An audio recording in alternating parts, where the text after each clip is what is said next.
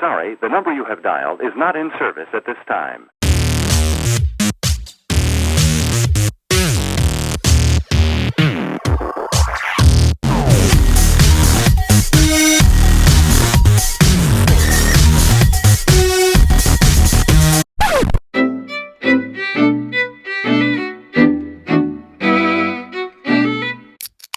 What's up, you guys? It's Katie and welcome back to my channel. For those that are new, hi, hey, welcome. I'm so happy that you're here. Today we're going to be doing a book haul because I shouldn't be purchasing, but I have purchased 20 books that I have in my possession right now in these big old bags. So I purchased all of these, sorry for the crinkling, and I figured that the best way for me to be talking about these books is to just read the synopsis instead of trying to explain it to you guys in my own words, just because it's easier that way and then I don't mess up anything and just assume things. So we're just gonna get right into it and I'm gonna tell you guys all the books that I've recently picked up.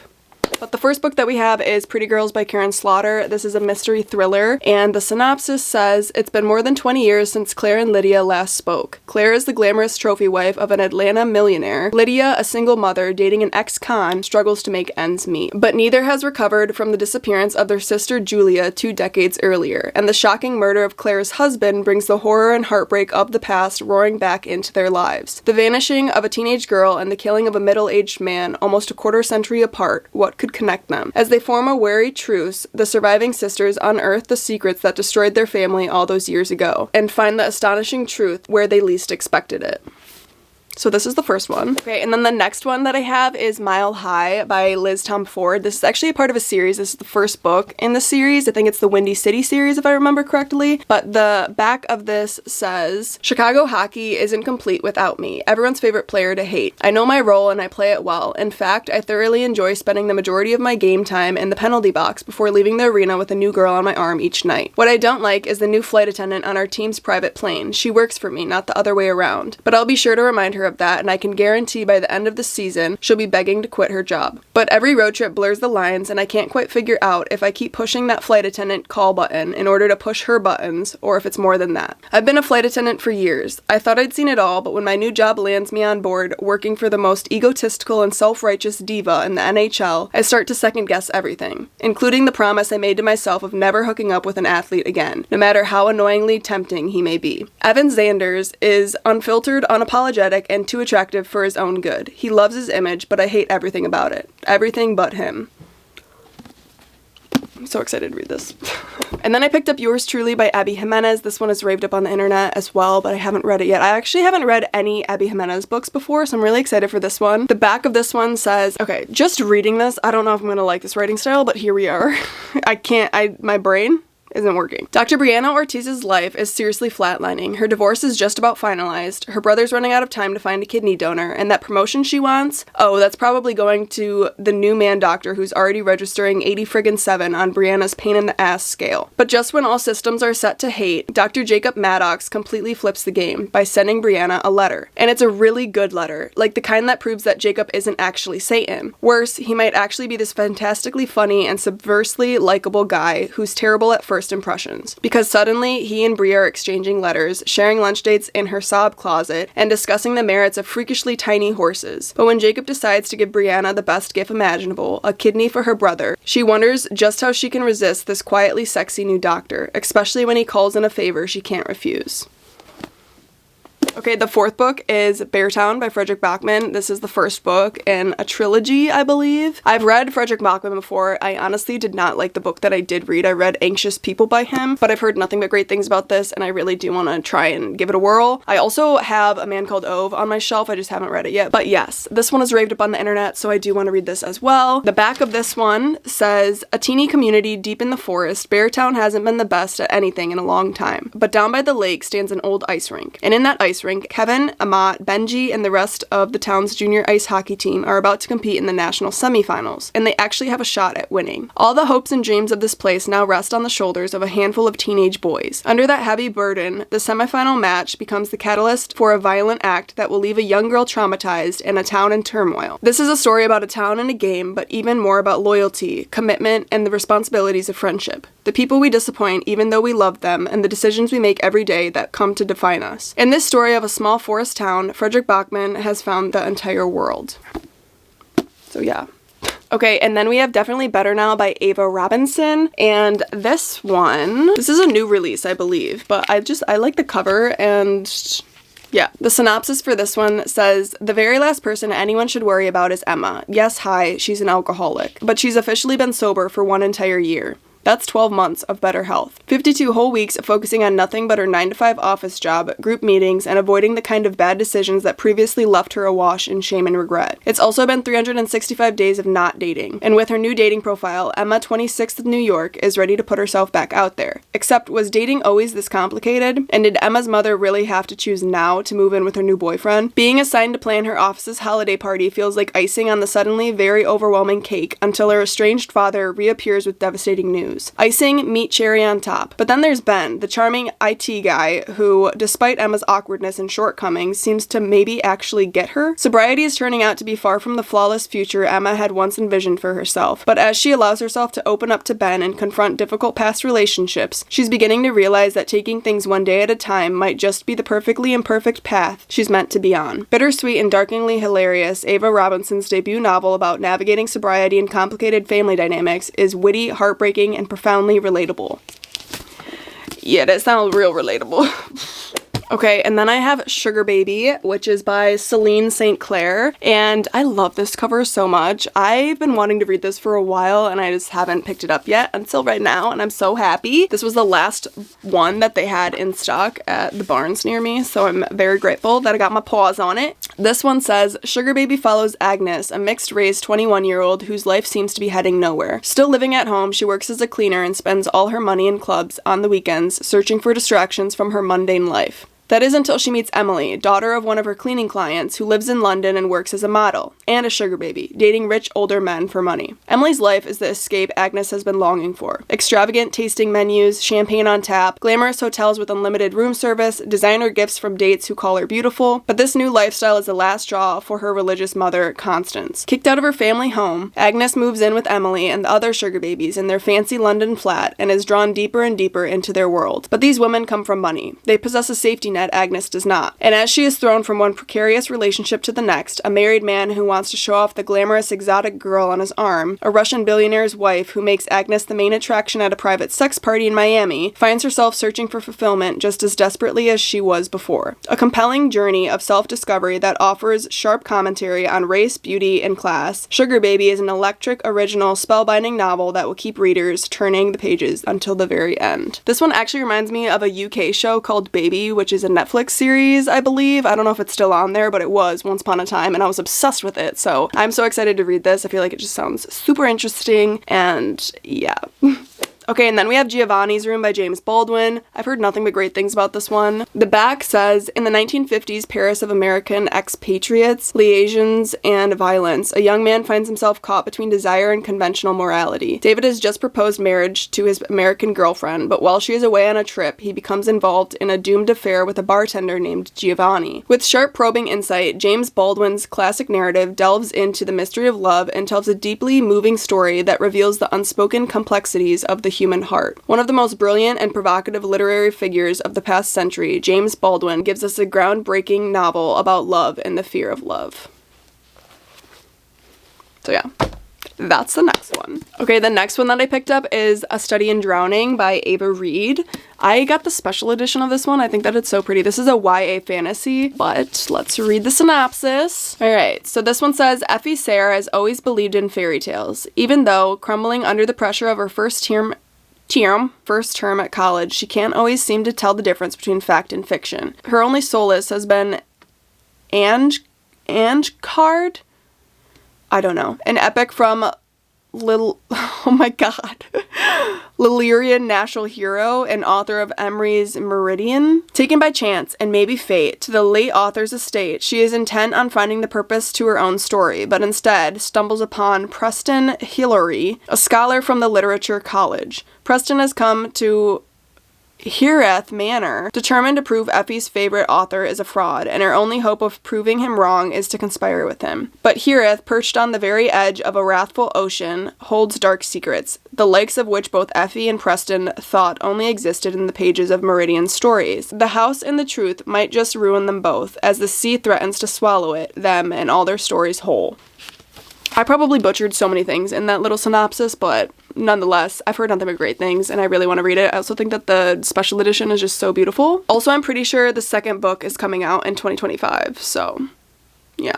Then I have The Coworker by Frida McFadden. This is a mystery thriller. This one says, Dawn's Schiff is strange. At least everyone thinks so at Vixt, the nutritional supplement company where Dawn works as an accountant. She never says the right thing. She has no friends, and she is always at her desk at precisely 8:45 a.m. So when Dawn doesn't show up to the office one morning, her coworker Natalie Farrell, beautiful, popular, top sales rep 5 years running, is surprised. Then she receives an unsettling anonymous phone call that changes everything. It turns out Dawn wasn't just an awkward outsider. She was being targeted by someone close. And now Natalie is irrevocably tied to Dawn as she finds herself caught in a twisted game of cat and mouse that leaves her wondering, who's the real victim? But one thing is incredibly clear. Somebody hated Dawn Schiff, enough to kill.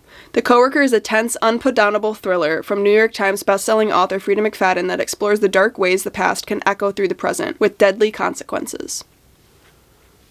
So yeah, and then I have I'm a Fan by Sheena Patel. This is a literary fiction novel that I just came across. The back of this says, I stalk a woman on the internet who is sleeping with the same man as I am. Sheena Patel's incandescent first novel begins with the unnamed narrator describing her seemingly unequal romantic relationship. With a clear and unforgivable eye, our narrator dissects the behavior of all involved, herself included. Sex, brutality, politics, social media, work, art, tenderness, humor. Patel tackles them all in this blistering novel while making the reader complicit in the inescapable trap of fandom that seems to define the modern condition. Yeah, I don't know. I'm excited for this one though. Alright, and then I have Margot's Got Money Trouble, which is by Rufi Thorpe. And this one, my sister-in-law just read this and she wasn't that impressed with it, but I'm compelled to read. I don't know why, but this book I just really want to read. It sounds super interesting, but let's read the synopsis. As the child of a Hooters waitress and ex-pro wrestler, Margot Millet's always known she'd have to make it on her own, so she enrolls at her local junior college even though she can't imagine how she'll ever make a living. She's still figuring things out and never planned to have an affair with her English professor, and while their affair is brief, it isn't brief enough to keep her from getting pregnant. Despite everyone's advice, she decides to keep the baby, mostly out of naivety and a yearning for something bigger. Now at 20, Margot is alone with an infant, unemployed and on the verge of eviction. She needs a cash infusion fast. When her estranged father, Jinx, shows up on her doorstep and asks to move in with her, she agrees in exchange for help with childcare. Then Margot begins to form a plan. She'll start an OnlyFans as an experiment. She soon finds herself adapting to some of Jinx's advice from the world of wrestling, like how to craft a compelling character and make your audience fall in love with you. Before she knows it, she's turned it into a runaway success. Could this be the answer to all Margot's problems, or does internet fame come with too high a price? Blisteringly funny and filled with sharp insight, Margot's Got Money Troubles is a tender tale starring an endearing young heroine who's struggling to wrest money and power from a world that has little interest in giving it to her. It's a playful and honest examination of the art of storytelling and controlling your own narrative, and an empowering portrait of coming into your own, both online and off. So yeah, I'm really excited to read this. Also, I really like the cover. Alright, and then we have No Place Left, which is by Megan Lawley. This is a YA mystery thriller that I was recently recommended. This one, the back says, to Brooke, image is everything. She works hard to maintain perfect grades, perfect looks, and a perfect life, especially after the incident that threatened it all. Getting into her dream university puts her that much closer to a fresh start. How can she say no to celebrating with all of her classmates? Hanging out with her crush by the bonfire is a perfect end to the night, except it isn't the end. An old SUV starts aggressively tailing Brooke and her best friend on the isolated road toward home. Someone thinks they know the truth about the incident and they won't stop until it's all out in the open. This terrifying drive is about to bring out Brooke's worst fears, if she survives it. I heard that this one's really good, so I'm really excited to read this. I'm probably gonna fly through this. Okay, the next one is I Didn't Know I Needed This by Eli Rayo. This is a nonfiction book about dating. And yeah, let's see what it says. It says, I didn't know I needed this is the dose of confidence every girl needs to live her life on her own terms. Eli Rayo is a social media superstar and Carrie Bradshaw for the TikTok age. A true romantic at heart and the best friend every young woman wishes she had. Eli is here to join the ride with you, kissing the frogs, sending and deleting the risky DMs, climbing down fire escapes, and making lifelong friends, all while navigating romance, falling in love with yourself, and learning that everything will be alright. In this earnest and vulnerable look at what it's really like to date as a young woman in the modern world of dating apps, rotating rosters, and a social media snaffus, don't know how to pronounce that. Eli gives her rules for each stage of the game, tried and true tricks of the trade. I Didn't Know I Needed This follows the natural life cycle of dating, from being single, flirting, and navigating the apps, to going on dates, having sex, falling in love, and managing relationships, to dealing with heartbreak, finding closure, and honoring your life. With touching stories of her own adventures and mishaps, Eli helps you navigate dating in a way that's frank, honest, funny, and relatable, sharing the tips and tricks to honor your life, making dating more fun, and choose you in ways you didn't know you needed. I also just think that the cover is really cute. This is probably going to be a really good read for February, maybe? Foreshadowing a little bit? Who knows? I don't know, but I am excited to read this one. All right, the next one that we have is Come and Get It by Kylie Reed. This one I randomly came across at Barnes, and I thought it sounded really good. I also am obsessed with this Kelly green color. The synopsis says, it's 2017 at the University of Arkansas, and Millie Cousins, a super senior resident assistant at Belgrade Dormitory, just wants to graduate, get a job, and buy a house. So when Agatha Paul, a writer and visiting professor itching for her next big topic, offers Millie to get an easy yet unusual opportunity for them to help each other further their own interests, Millie naturally jumps at the chance. But Millie's starry-eyed side hustle quickly becomes jeopardized by a lonely transfer student, unruly residents, and illicit intrigue. Both Millie and Agatha are forced to question just how much of themselves they are willing to trade to get what they want. Sharp and intimate, Come and Get It, the new thought-provoking singular novel by the best-selling and critically acclaimed author Kylie Reed, explores the choices we make, particularly for the things that can and cannot be paid for. So yeah, there's that one.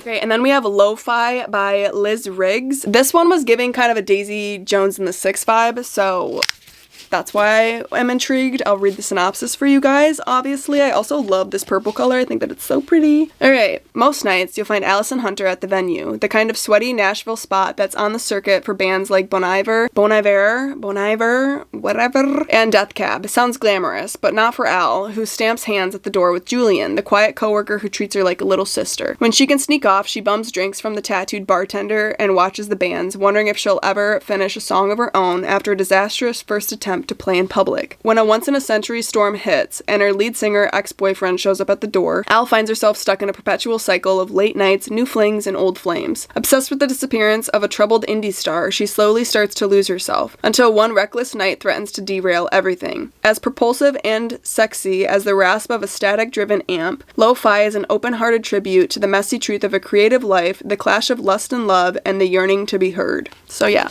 there's that one. The next book that we have is The Guest by Emma Cline. This is a literary fiction book. The back here says, summer is coming to a close on the east end of Long Island, and Alex is no longer welcome. A misstep at a dinner party, and the older man she's been staying with dismisses her with a ride to the train station and a ticket back to the city. With few resources and a waterlogged phone, but gifted with an ability to navigate the desires of others, Alex stays on Long Island and drifts like a ghost through the hedged lanes, gated driveways, and sun-blasted dunes of a rarefied world that is, at first, close to her. Propelled by desperation and immutably sense of morality, she spends the week leading up to Labor Day moving from one place to the next, a cipher leaving destruction in her wake. Taut, propulsive, and impossible to look away from, Emma Cline's The Guest is a spellbinding literary achievement. So yeah, there's that one. Okay, this next one literally made me laugh out loud when I was reading the synopsis in Barnes. It is Night Bitch by Rachel Yoder, and I was intrigued by the cover because it's a steak, okay? And I was like, what is that book about? And then I read the back and I laughed out loud, so I had to get it. The synopsis, I'll share that with you now. The synopsis says, an ambitious mother puts her art career on hold to stay at home with her newborn son, but the experience does not match her imagination. 2 years later, she steps into the bathroom for a break from her toddler's demands, only to discover a dense patch of hair on the back of her neck. In the mirror, her canines suddenly look sharper. Her husband, who travels for work... It's gonna make me giggle. Okay. Her husband, who travels for work 5 days a week, casually dismisses her fears from faraway hotel rooms. As the mother's symptoms intensify, her temptation to give in to her new dog impulses peaks, and she struggles to keep her alter canine identity secret. Seeking a cure at the library, she discovers a mysterious academic tome that becomes her Bible, a field guide to magical woman, a mythical ethnography, I don't know how to pronounce that either, and meets a woman of mommies involved in a multi-level marketing scheme who may also be more than what they seem. An outrageously original novel of ideas about art, power, and womanhood wrapped in a satirical fairy tale, Rachel Yoder's Night Bitch will make you want to howl in laughter and recognition. I'm excited to read this one. This is probably going to be a read that I'm going to read very soon because that's hilarious. I can only imagine what is in that book. Okay, and then I also have Perfume and Pain, which is by Anna Dorn, and I love this cover. I love the color scheme of it, and I just love, it's so pretty. I want to literally display this everywhere. The back of it says, midlist and freshly canceled, novelist Astrid Dahl finds herself back in Sapphic Scribes, the Zoom writers group she co-founded before she was published. A fate worse than death, it almost feels like nothing will get her writing again. Not even the love of perfume. But she temporarily forgets all that by throwing herself into a few sexy distractions. First, there's Ivy, a PhD student researching 1950s lesbian pulp fiction, and then Penelope, a nosy neighbor living off Urban Outfitters settlement money. When the actress and influencer Kat Gold wants to adapt Astrid's previous novel for TV, Astrid finally has a chance to resurrect her waning career. But the pressure causes her worst vice to rear its head. The Patricia Highsmith, a blend of amphetamines, alcohol, and cigarettes that causes blackouts in a disturbing series of events. Astrid Dahl's bad behavior just got worse. Yeah, I'm excited for that one. All right, we got two more. My hair. Ow! What the hell? And then we have Rogue, which is by Mona Awad, if that's how you pronounce her name. The back of this one says, Belle is obsessed with beauty, just like her estranged mother, Noelle. When Noelle mysteriously dies, Belle returns to Southern California, grappling with the lingering questions surrounding her mother's death. Soon after the funeral, a cryptic video about a transformative spa experience lures Belle to La Maison des Méduses. Don't know. The same lavish, culty spa to which her mother was devoted. There, Belle discovers the frightening secret behind her obsession with her reflection and what lurks beyond the glass. With black humor and seductive horror, Rogue holds up a warped mirror to our relationship with mortality, the cult-like nature of the beauty industry, and the danger of internalizing its pitiless gaze. Not glaze, gaze. Oh, this is the author of Bunny, by the way, which I've never read, but I remember that going viral for a little bit, so yeah. But I love the cover of that one. All right, and then the last one that I have is The Most Famous Girl in the World by Iman Hariri Kia. Sure. I'm gonna try that again. Iman Hariri Kia? Whatever. Iman Hariri Kia?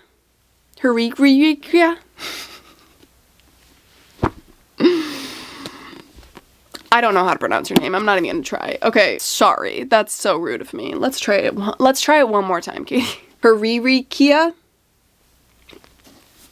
I don't know if that's how you pronounce that, but sure. The back of this one says, Rose Aslani is mid-bikini wax when her phone lights up with a notification. Famed scam artist Poppy Hastings will be released from prison today. It's been 2 years since Rose, a first-generation Middle Eastern American, functional train wreck and reporter for online journal The Shred, wrote the investigative article that exposed Poppy as a socialite grifter. Normally, one of her articles going viral would be cause for celebration, but the highly publicized trial that followed turned Poppy into the internet's favorite celebrity, and Rose has been reeling from the aftermath ever since. Although Poppy served her time for defrauding some of the richest, most powerful men in the world, Rose knows this is only the tip of the iceberg for Poppy's crimes. She just can't prove it yet, at least not without the help of a devilishly handsome FBI agent gone rogue. As Poppy's star rises as an influencer and pop culture icon, Rose quickly descends into a downward spiral of guilt and obsession. Her article created Poppy's fame, so Rose needs to right her wrong by exposing Poppy for the monster that she is. But it's not going to be easy taking down the most famous girl in the world. Campy, satirical, and utterly hilarious, The Most Famous Girl in the World is both a scathing indictment of modern celebrity and a thrilling roller coaster ride of unhinged hijinks that will keep you gasping at every turn of the page. So yeah.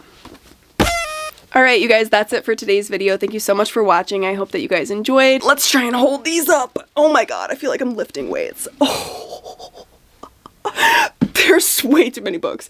I don't want to ruin these, but these are all the books that I just went through with you guys. I'm so excited to read each and every one of them. I'm gonna put them down real quick so I can finish this outro. Okay, my arms, I literally went to the gym this morning and I was doing my arms, and holding up those books was worse than having arm day at the gym.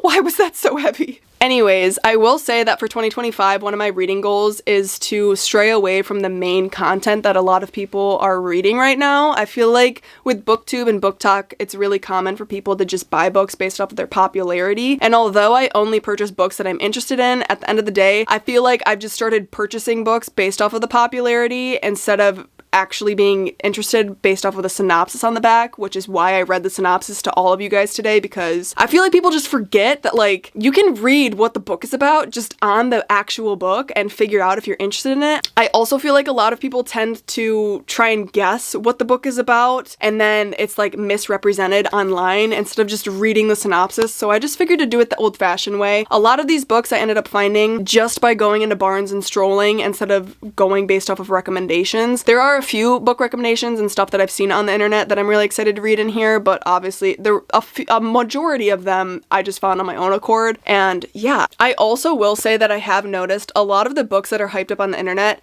happen to be YA books, and there's nothing wrong with that at all. But I'm 27. I can only read so much YA before I'm like, what am I doing? You know what I mean? I just want to get into actual literature.